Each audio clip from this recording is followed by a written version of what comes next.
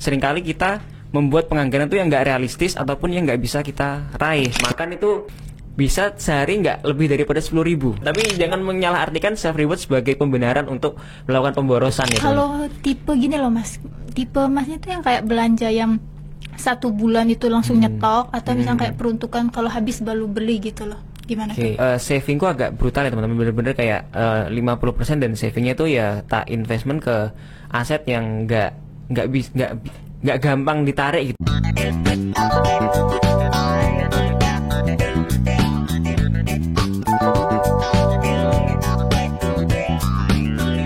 Assalamualaikum warahmatullahi wabarakatuh. Salam sejahtera untuk kita semua. Jumpa lagi sahabat podcast Feby TV bersama saya Yaya. Episode kali ini kita akan membahas mengenai topik yang relevan bagi mahasiswa, terutama anak kos, mengenai bagaimana sih tips dan triknya itu mengatur keuangan ala anak kos. Langsung saja dengan narasumber kita, mahasiswa Feby. Salam kenal teman-teman semua, salam kenal Mbak Yaya. Perkenalkan, boleh memperkenalkan diri ya? Ya, Oke, perkenalkan, saya Isno Libat Ali, biasa lebih dikenal sebagai Ibet. Jadi saya asal Bali, tapi Balinya sebenarnya Bali KW teman-teman. Jadi Bali KW, jadi sebenarnya nggak ada darah Bali sama sekali, lebih ke arah perantauan yang memang sekarang udah domisili di Bali karena ayah tugas dan ibu KKN-nya di Bali, dan ya pertemuan-pertemuan romansa seperti itulah biasa. Berarti Bali ya mas? Iya, Balinya KW super lah, KW super. Oke, manggilnya siapa nih? Mas Ibet? Mas Ibet aja, Ibet. Gini loh mas, anak di sini ngekos ya mas? Iya betul ngekos. Mau nanya dong mas, kayak untuk menata keuangan gitu loh, keuangan bulanan masnya itu gimana sih untuk mengatur keuangan masnya itu? Oke. Kalau pribadi sendiri sebenarnya berusaha untuk semaksimal mungkin bagaimana caranya kita mengetahui nih pribadi itu kayak apa. Karena contoh misalnya ada orang yang pribadinya boros di awal ataupun nanti hemat di akhir dan lain-lain. Jadi kita harus memaksimalkan terlebih dahulu, mengetahui diri sendiri terlebih dahulu nih sebelum melakukan penganggaran. Jadi orang kan biasanya, wah kita harus anggarkan nih pengeluaran per bulan itu seperti apa. Tapi seringkali kita membuat penganggaran itu yang nggak realistis ataupun yang nggak bisa kita raih. Jadi cara terbaiknya adalah sebenarnya mengatur ataupun mengetahui diri sendiri terlebih dahulu. Ketika misalnya kita tahu bahwa oh ternyata pengeluaran terbesar saya itu adalah keinginan. Jadi kita bisa nge-spare juga antara mana yang kebutuhan, mana yang keinginan. Dan kebutuhan dan keinginan ini sebenarnya gampang juga sih caranya untuk mengatur. Jadi yang pertama, kenali diri terlebih dahulu. Sebenarnya pengeluaran yang keluar itu merupakan kebutuhan ataupun keinginan gitu. Itu yang teknik paling awalnya sih. Jadi teknik paling dasarnya itu pertama, know your needs and what you want gitu. Apa yang kamu butuhkan dan apa yang kamu inginkan. Karena ketika misalnya ini itu abu-abu antara kebutuhan dan keinginan, itu akan sering kali teman-teman.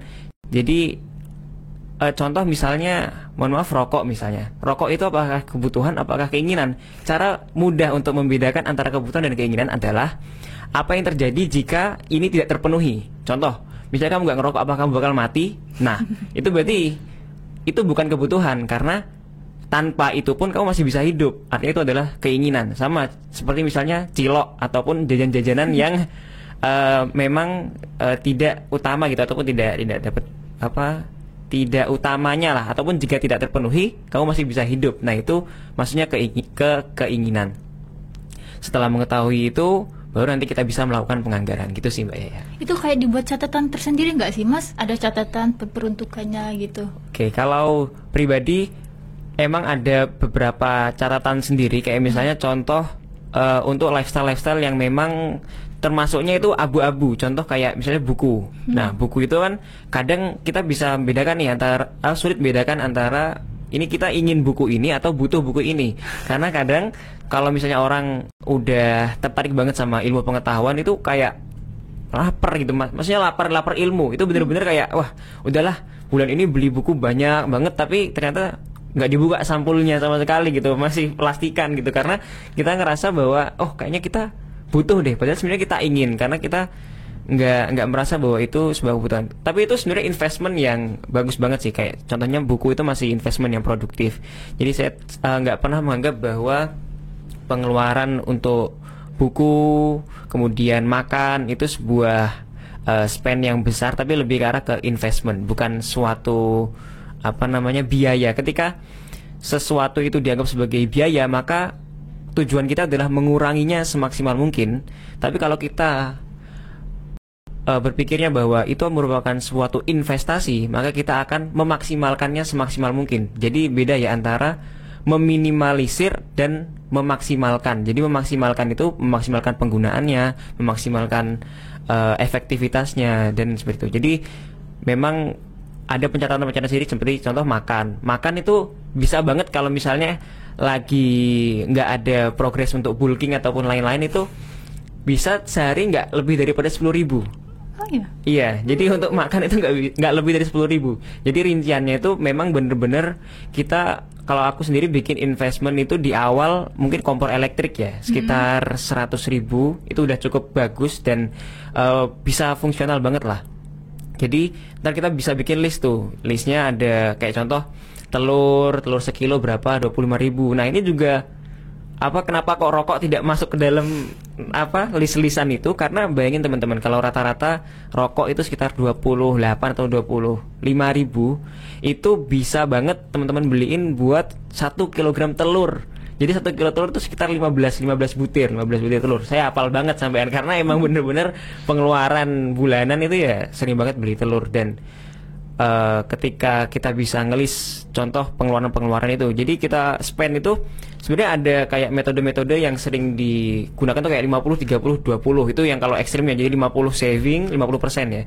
50% tuh saving, 30 persennya itu untuk utama ataupun primer ya, kayak makan, tempat tinggal dan lain-lain. Terus 20-nya itu buat healing, tapi tetap ada healingnya, ada sekunder, kayak misalnya contoh ya mungkin self reward kalau teman-teman biasanya tahu ya. Tapi kalau self rewardnya kebanyakan juga nggak baik gitu. Jadi kalau misalnya pun saya ngelis itu untuk jajan, itu ada memang list untuk jajan, tapi selalu saya mengutamakan jajan ini ketika saya mencapai sesuatu. Misalnya contoh setelah tes TOEFL atau setelah pre-test TOEFL misalnya, saya kan udah fatigue banget kan, bakal capek banget, exhausted banget. Ketika udah kayak gitu, saya bakal menggunakan spend uang jajan ini buat beli batagor atau gitu. Self reward ya. Iya, self rewardnya gitu. Tapi jangan menyalahartikan self reward sebagai pembenaran untuk melakukan pemborosan ya teman-teman. Tetap harus tahu kapasitas diri, kapan harus mengeluarkan gitu. Oke. Berarti di rumah masak ya, Mas? Iya, betul. Kalau di rumah di kos. Di kos. Ya betul di kos. Berusaha mungkin masak sih, masak bener-bener ya seadanya. Jadi lauk cuma bener-bener real food. Kadang kayak cambah ataupun sayur itu cukup dimasukkan ke dalam penggorengannya itu listrik, kompor elektriknya itu, terus di atasnya udah kasih telur dan lain-lain, udah diaduk aja jadi bener-bener hidupnya, kalau teman-teman tahu frugal living, bener-bener frugal living. Tapi frugal living nggak bermaksud untuk menyiksa gitu, lebih ke arah ya karena itu kebutuhan. Jadi kembali ke preferensi teman-teman masing-masing gitu. Kalau akhir bulan gini loh, Mas, biasanya kan ada sale buy one get one. Itu gimana tuh memanfaatkannya? Kalau anak kos secara pribadi, Mas, memanfaatkan nggak diskon-diskon gitu? Kalau diskon sebenarnya cukup memanfaatkan ya. Kalau misalnya buy one get one dan lain-lain, tapi tetap kita harus memaksimalkan kayak ini butuh bener nggak? Misalnya contoh buy one get one-nya sesuatu yang memang kita nggak butuh. Contoh buy one get one-nya siomay. Oke lah, siomay memang buy one get one. Tapi apakah itu urgent ataupun suatu hal yang memang harus dipenuhi saat itu juga? Kan enggak. Tapi ada buy one get one yang memang benar-benar bisa sustain. Kayak contohnya buy one get one suatu yang kalian pakai terus, contoh sabun. Buy one get one sabun, otomatis kan kalaupun dia tidak digunakan pada bulan ini, dia bakal kita pakai bulan berikutnya gitu. Jadi itu masih bisa terpakai buy one get one-nya. Tapi kalau buy one get one-nya itu buy one get one yang sifatnya konsumtif pada saat itu juga gitu. Buy one get one-nya misalnya buy one get one basreng misalnya. Oke, basreng apakah bakal kamu makan sampai ataupun awet sampai bulan depan gitu. Jadi kita pikirkan buy one get one itu kadang mengecoh. Jadi buy one get one itu seringkali suatu produk-produk yang masa expirednya udah mau deket gitu kan biasanya. Jadi kalau misalnya memang mau melakukan promo-promo kayak gitu, selalu perhatiin juga, bandingkan juga dengan harga misalnya di marketplace e-commerce misalnya. Kita ngelihat buy one get one itu harganya berapa sih? 8.000 misalnya. Ternyata di e-commerce harga per piecesnya tuh 5.000. Jadi tanpa maksudnya 5.000 per piecesnya ya. Jadi harga 8.000 buy one get one mungkin terlihat wah gitu. Tapi kita lihat dulu nih, apakah barang tersebut itu bener-bener bakal kita pakai seterusnya dan kita tahu kualitasnya. Kadang kan kita nyoba-nyoba sampo ternyata nggak cocok misalnya. Jadi sampo buy one get one tapi kita nggak cocok. Jadi kalau memaksimalkannya kembali lagi ke arah kebutuhan ataupun keinginan gitu sih. Kalau tipe gini loh Mas, tipe Masnya tuh yang kayak belanja yang 1 bulan itu langsung nyetok, atau misalnya kayak peruntukan kalau habis baru beli gitu loh. Gimana tuh?